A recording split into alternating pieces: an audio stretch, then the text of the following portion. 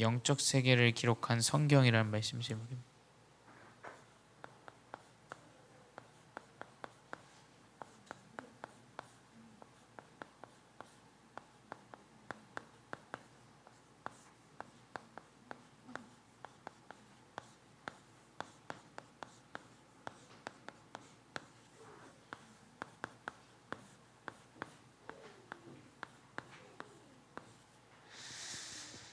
우리 하나님의 말씀은 영적인 세계를 기록하고 있죠.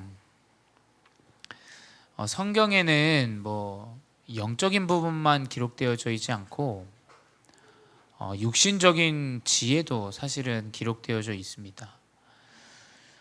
그 가운데서 공부하는 사람, 뭐 철학자나 뭐 뛰어난 지식인들도 성경들을 많이 봅니다.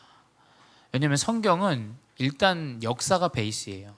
그 지중해 주변에 있는 여러 국가들, 특별히 뭐 로마나 이태리, 그러한 국가들의 역사들도 우리가 볼 수 있는 것이 바로 성경입니다. 그래서 이 성경처럼 오랫동안 많은 역사들을 기록하고 있는 책들은 그렇게 많진 않아요.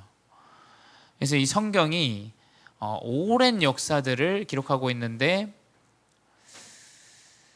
그 육신적인 것도 기록되어져 있지만 말씀을 성경을 아무리 본다 그래서 하나님을 이해하고 믿을 수 있는 이 부분, 영적인 세계, 이 부분을 많이 읽는다 그래서 정확하게 안다 그래서 깨달을 수 있는 부분은 아닙니다. 신학자들도 창세기, 뭐 성경에 기록된 것들을 그저 하나의 이야기들로만 생각하는 사람들도 있습니다. 그래서 이 영적인 세계를 이해하지 못하면, 이 영적인 부분을 확인하지 못하면 하나님의 말씀을 깨닫기 어렵죠. 그래서 지식인들은 그저 뭐 역사적인 부분이나 육신적인 부분으로 참고하기 마련입니다. 근데 이 영적인 비밀을 아는, 이 영적인 세계를 아는 우리는 뭐냐? 하나님은 영이십니다. 하나님은 영이시고 요한복음 1장 14절에도 말씀이 육신이 되어서 오셨다. 하나님은 영이시니 예배하는 자가 신령과 진령으로 예배해야 된다. 하나님은 영이라고 기록되어져 있고, 또한 하나님은 말씀이라고 기록되어져 있습니다. 그래서 우리는 하나님이 영이신데 이 영이신 하나님을 깨닫게 되는 것이 신자의 여정이죠. 하나님의 뜻을 깨닫는 것, 이것이 바로 이 영적인 부분입니다. 나에게 왜 이런 문제를 주셨을까? 나에게 왜 이런 가정을 주셨을까? 하나님의 뜻을 깨달아야 됩니다. 하나님의 뜻을 깨닫지 못하면 그 노예되고 포로되고 속국되어졌던 이스라엘의 모든 여정은 그저 아픈 하나의 역사적인 기록일 수밖에 없어요. 그래서 우리가 하나님의 뜻을 깨닫는 것, 이번 주 강단의 말씀에서도 그랬죠. 하나님의 뜻이 뭡니까? 범사에 감사하는 것이 하나님의 뜻이다라고 기록되어 있죠. 범사라는 것은 모든 것들에 감사하는 것을 말해요. 근데 대부분 우리가 생각할 때 그런 생각을 할 수 있어요. 육신적으로 나에게 좋은 일이 있어도 없어도 뭐 이렇게 얘기하시는데 그 개념 자체도 아닙니다. 뭐냐? 범사의 감사는 이 육신적인 기준을 뛰어넘은 기준이다. 대부분 사람들은 육신에 의해서 감사하죠. 나에게 좋은 일이 있으면 감사하고. 근데 그 좋은 일이 그렇게 인생을 살면서 많지는 않습니다. 그렇죠? 그 육신에 의해서 범사에 감사한다라고 한다면 아마 우리 신자들은 굉장히 시험 들고 살아갈 거예요. 감사 못 하시는 상황들이 더 많기 때문에. 근데 이 범사에 감사하다, 대부분 사람들은 육신적인 것을 가지고, 심지어 심자들도 육신적인 것 의해서 뭐 응답을 받은 것들을 뭐 간증하고 이럽니다. 근데 성경은 그렇게 기록하고 있지 않아요. 물론 육신적으로 치유되어진 것도 맞지만 대부분의 이 성경 안에서 기록된 것들은 핍박당하고 죽임당하고 조롱당하는 그런 기록들이 굉장히 많이 기록되어져 있어요. 우리가 만약에 육신적인 기준으로 교회를 바라본다면, 그래서 불신자들은 말씀이 필요 없다라고 얘기하죠. 왜냐하면 그 뭐 조롱당하고 핍박당하고 죽임당했던 그 하나의 사상이라고 생각해요. 막 모이지 못하게 하니까 모이려고 똘똘 뭉치는 그 사상 정도로 생각해요. 근데 심지어 목회자들도 이 정도로 생각합니다. 그래서 정치적인 영향을 주려고 하고 뭐 우리를 모이지 못하게 해. 하나님의 뜻대로 살아가는 것이 진정한 신자고 영적인 세계를 이해한 사람들인데, 하나님의 뜻보다 어떠한 사상과 어떠한 종교적인 영향을 주려고 하죠. 근데 성경은 그렇게 기록하고 있지 않아요. 오늘 보고 있는 히브리서 11장도 모든 구절에 믿음이 나와요. 믿음. 히브리서 11장 우리 목사님이 얘기했지만 뭐 믿음의 장이라고도 얘기하죠. 믿음은 바라는 것들의 실상이요. 3절에 믿음으로 모든 세계가 하나님의 말씀으로 지어진 줄을 우리가 아나니. 4절에 믿음으로 아벨은 가인보다 더 나은 제사를 하나님께 드리므로. 믿음으로 모든 구절이 믿음으로. 결국 이 핍박과 죽임과 조롱 가운데 하나님의 뜻을 아는 자는 믿음으로 이 여정을 나아가요. 믿음은 눈에 보여지는 게 아니에요. 그렇죠? 만약에 여러분이 진짜 사랑하는 가족 가운데 신뢰, 즉 믿음을 이야기하죠. 믿음이 깨진다. 그러면 이건 마치 비즈니스적인 관계가 돼요. 가족 간의 이 신뢰와 믿음이 깨진다는 거, 이거 사실은 어마어마하게 상처를 입는 일이죠. 진짜 사랑하고 진짜 아끼는 사람과의 관계는 눈에 보이지 않는 그 믿음이 딱 이루고 있어요. 그렇죠? 육신적으로 무엇을 선물하고, 그런 것보다 더 중요한 거, 내가 어디 있어도 이 사람을 보지 못해도 이 사람이 나와 같은 마음을 갖고 있고 서로 우리가 사랑한다라는 그 마음을 갖고 있다는 그 믿음, 그게 더 중요한 겁니다. 그렇죠? 눈에 보이지 않는 이 믿음이야말로 더 중요하다는 사실을 우리가 잃어버리고 살아가요. 그러니까 하나님의 뜻은 무엇이냐? 우리가 믿음으로 말미암아 이 범사에 감사할 수 있는 이 여정을 살아가는 것, 이것이 바로 이제 영적인 세계를 이야기하는 거죠. 눈에 보여지지 않는 것들이 더 이 비밀이 있다라는 사실, 이 영적인 세계를 이야기하는 것이죠. 그래서 이 영적인 비밀을 우리가 조금 더 깊이 있게 보도록 하겠습니다. 이 성경에 기록하고 있는 이 영적인 비밀을 그 유대 종교는 알지 못했어요.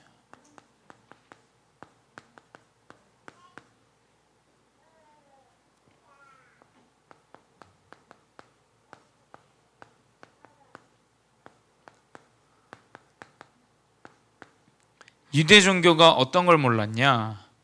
바로 이 영적인 세계.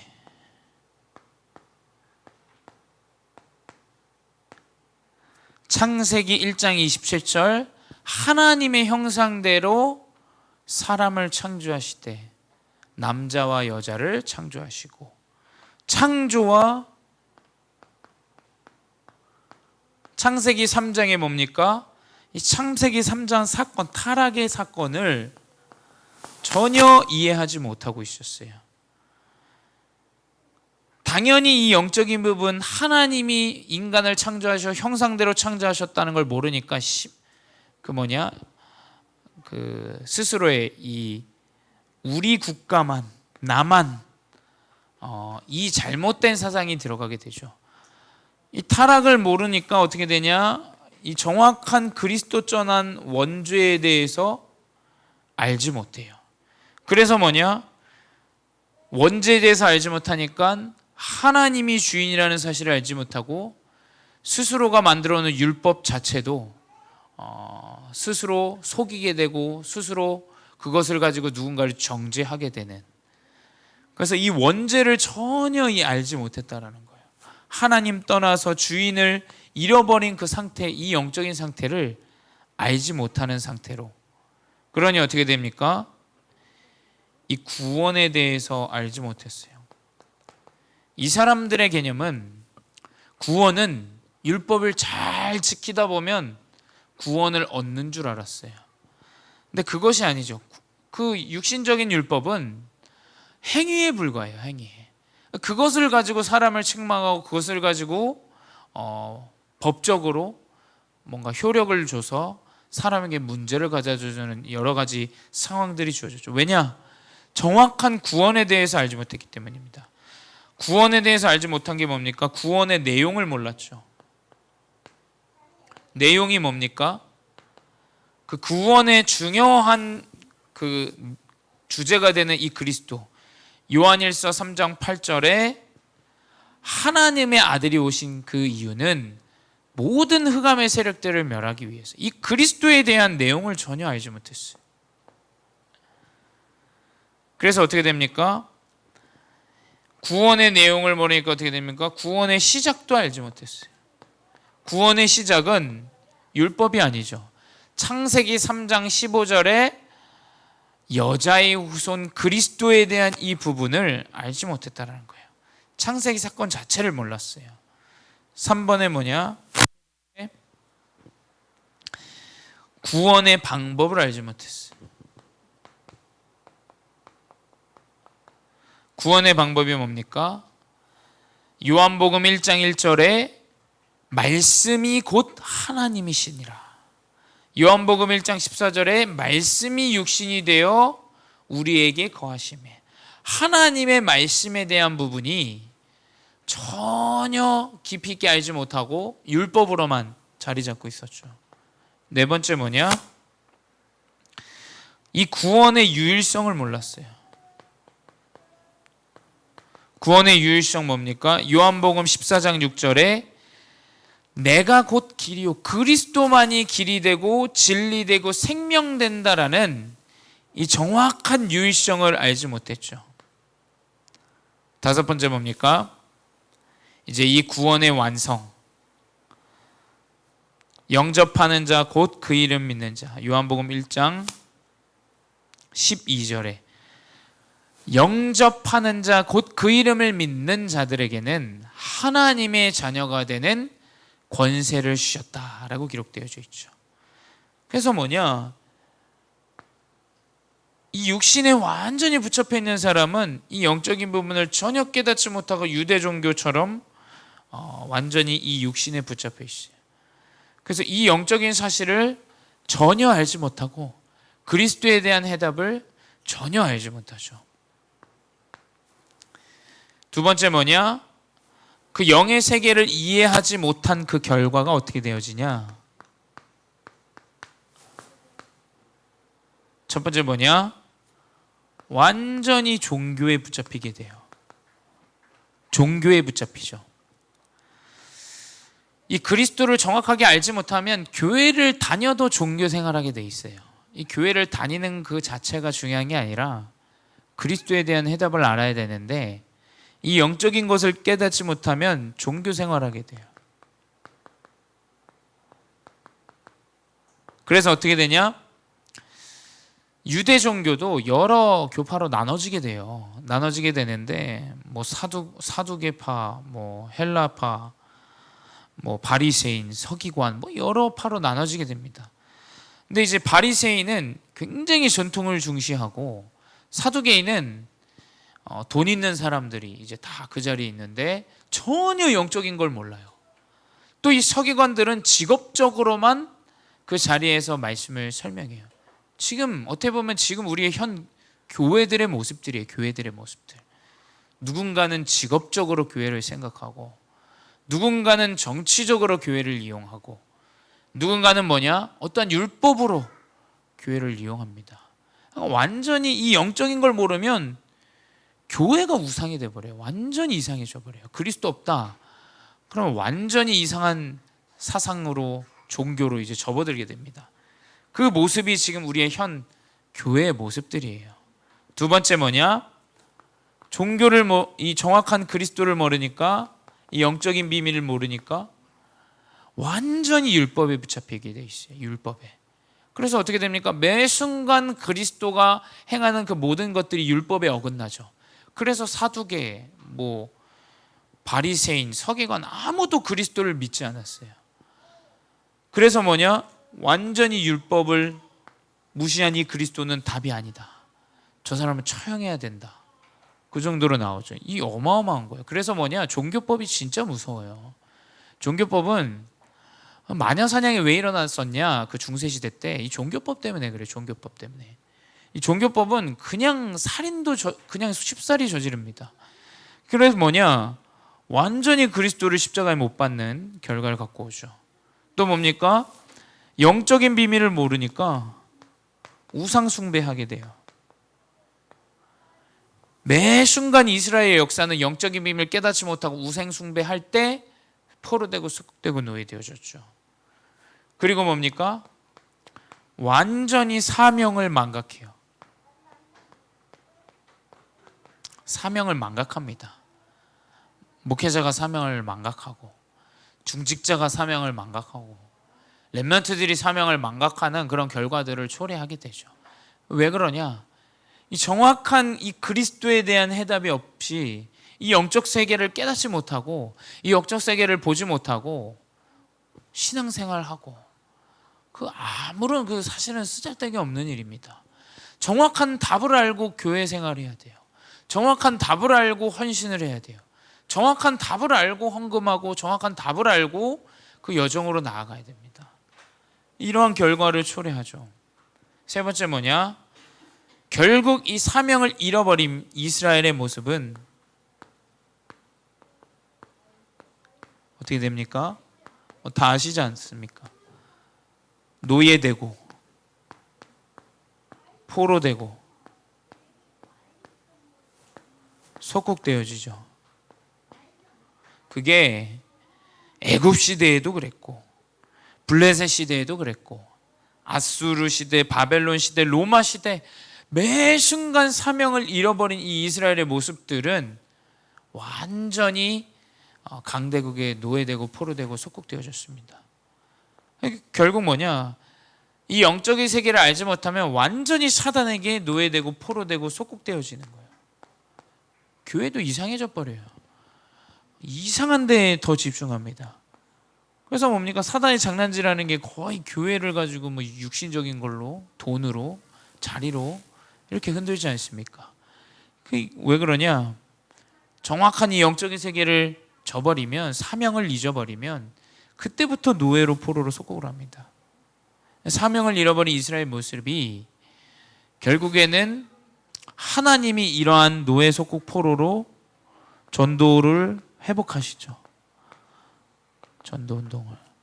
그래서 사명을 잃어버리게 되면은 완전히 노예 포로 속국된다는 사실을 여러분 잊지 마시고, 결론은 그렇다면 이제 교회의 사명이 무엇입니까? 교회의 사명. 우리 복음을 아는 우리 영적인 교회, 내 개인들, 그리고 우리 복음제일교회 이 사명이 뭡니까? 다른 게 없어요. 이 그리스도에 대한 이 영적인 부분을 전달해야 돼요. 전달. 이것이야말로 교회의 사명이에요. 다른 게 교회의 사명이 아닙니다. 교인 숫자 많이 늘리고 또 중요하지만 그리스도에 대한 해답을 알리지 않고 이것을 가르치지 않는 것은 교회의 사명을 놓친 거예요. 이번 주에 우리가 또 임지식이 있었잖아요. 지난주에 이번 주죠. 이번 주 주일에. 근데 아주 감사하더라고요. 감사하고 우리 중직자분들이 세워지는 것은 참 가슴 설레고 감사한 일입니다. 또 우리 렘넌트들이 그것을 보면서 또 우리 나머지 중직자분들도 우리가 알아야 됩니다. 시계에는 세 가지 침이 있죠. 초침이 있고 분침이 있고 시침이 있어요. 근데 뭐 하나 빠지면 안 됩니다. 그렇죠? 60초가 있어야 1분이 되어지고 60분이 있어야 1시간이 되어져요. 그게 짧고 길고 뭐 빠르고 느리고는 상관이 없어요. 왜냐? 개개인의 그 시침에 그 침에 그 사명이 있기 때문에 사명이. 그렇죠? 우리가 정확한 이 복음을 전달해야 되는데 우리가 가진 하나님이 주신 사명은 무엇이냔 말이에요. 정확하게 우리가 깨달아야 됩니다. 무엇이 더 소중하냐, 무엇이 더 중요하냐는 없습니다. 그 임직을 위해서 누군가는 밖에 나가서 그 태양페스트에서 헌신하고, 누군가는 찬송을 하고, 누군가는 안내를 하고, 하나님이 교회를 세우시고 이 복음을 전달하기 위해서 나에게 주신 그 사명을 찾아야 돼요. 그걸 못 찾으면 사실은 임직을 받는 것도 그렇게 중요하진 않다고 봐요. 하나님이 나를 교회로 세우시고 이 교회에 보내셨을 때의 그 사명, 그것이 정확하게 발견되어줘야 돼요. 그 자리, 명칭은 여러분 어디 가서도 사실은 받을 수 있어요. 근데 그거보다 더 중요한 건 뭐냐? 내가 목회자로서의 어떤 사명을 가지고 살아가느냐. 수천의 목회자들이 있어요. 수백 명의 그 권사, 장로임 다 있습니다. 근데 나에게 어떤 사명이 있냔 말이에요. 내가 이 복음을 전달하는 게 교회의 사명인데 나는 어떻게 이 사명을 가지고 전달할 거냔 말이에요. 그게 제일 중요해요. 그것이야말로 영적 세계를 깨달은 사람이에요. 그래서 나는 헌신 잘 못하는데요. 도대체 그 기준이 뭡니까? 뭐 헌금을 많이 하는 겁니까? 아니면 교회에서 봉사를 많이 하는 겁니까? 개인의 사명을 꼭 찾으시길 바라요. 개인의 사명. 그래서 이 영적 세계를 통해서 이 그리스도를 전달하는 정확한 사명들이 우리 여러분 인생 가운데 회복되시기 바랍니다. 기도하겠습니다. 사랑의 하나님 감사합니다. 은혜 안에서 우리의 사명들이 회복되게 하시고 이 그리스도에 대한 영적인 세계를 기록한 이 하나님의 말씀을 우리가 언약으로 붙잡고 믿음으로 나아가게 하여 주시옵소서. 지금도 살아계신 주 예수 그리스도의 이름으로 기도드렸사옵나이다. 아멘.